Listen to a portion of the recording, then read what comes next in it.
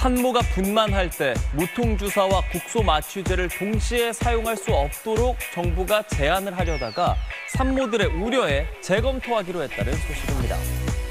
통상 제왕절개로 분만하는 산모들은 진통을 줄이기 위해서 무통주사와 함께 페인버스터라고 불리는 국소 마취제를 함께 사용을 합니다.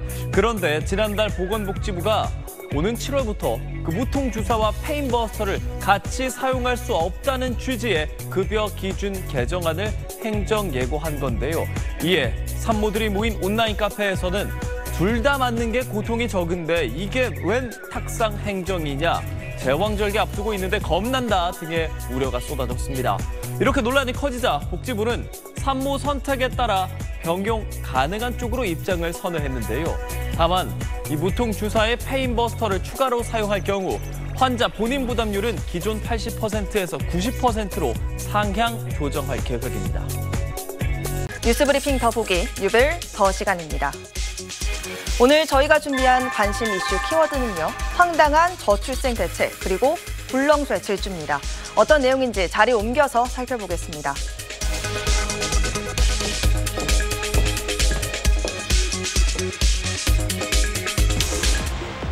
올해 1분기 출산율이 처음으로 0.7명대로 떨어졌습니다. 보통 연초에 출생아가 가장 많고 연말로 갈수록 줄어드는데요. 이 추세라면 올해 합계 출산율은 0.6명대로 떨어질 거란 전망과 함께 국가 비상 상황이란 말까지 나오고 있습니다. 그런데 최근 이 저출생 문제 해결을 위해선 여학생들을 지금보다 1년 빨리 입학시켜야 한다는 이 황당한 주장이 나와서 논란입니다. 심지어 국책연구기관인 조세재정연구원이 내놓은 조언이었는데요. 한국조세재정연구원이 지난달자 정기 간행물에 실은 저출생 정책 관련 보고서입니다. 결혼 의지 확립, 교제, 결혼 등 출산을 결정하기까지 모든 과정에서 단계별 재정 정책이 필요하다고 분석했는데요. 그러면서 교제 성공 지원 정책이라며 여아 조기 입학을 제안했습니다. 남성의 발달이 여성보다 느리다는 점을 고려하면 여성들을 1년 조기 입학시키는 것도 향후 결혼 적령기 남녀가 서로 매력을 더 느낄 수 있도록 하는 데 기여할 수 있을 것이란 겁니다. 구체적 근거는 찾아볼 수 없었습니다. 여성을 출산율 제고를 위한 수단으로 인식한다는 지적이 터져 나왔습니다. 진짜 어처구니 없는 얘기인데요.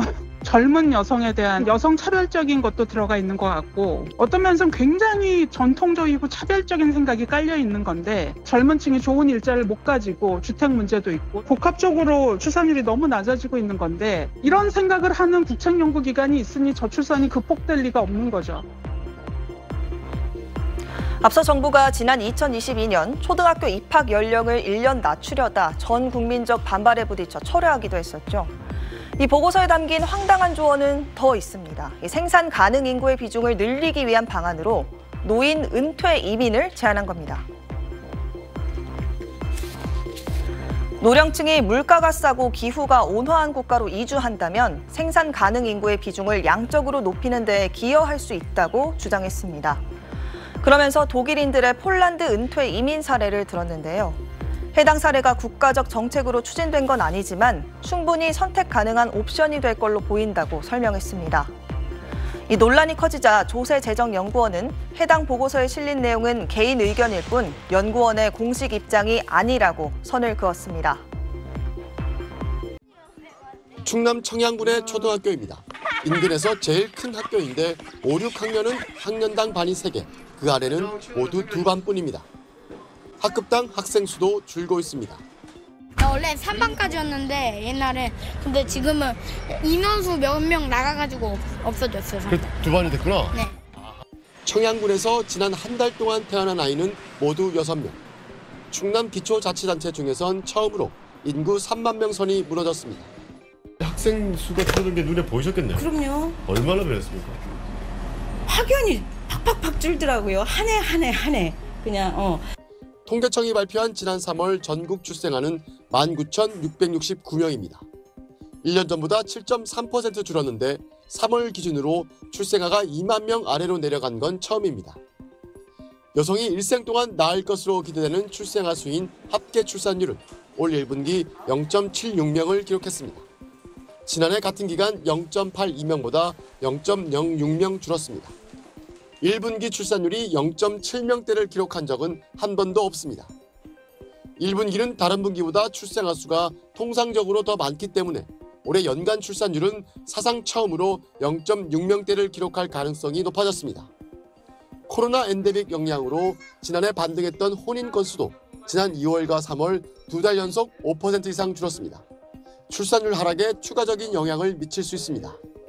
지난 3월 사망자는 1년 전보다 2,205명이 늘었고 인구는 53개월 연속 자연 감소했습니다.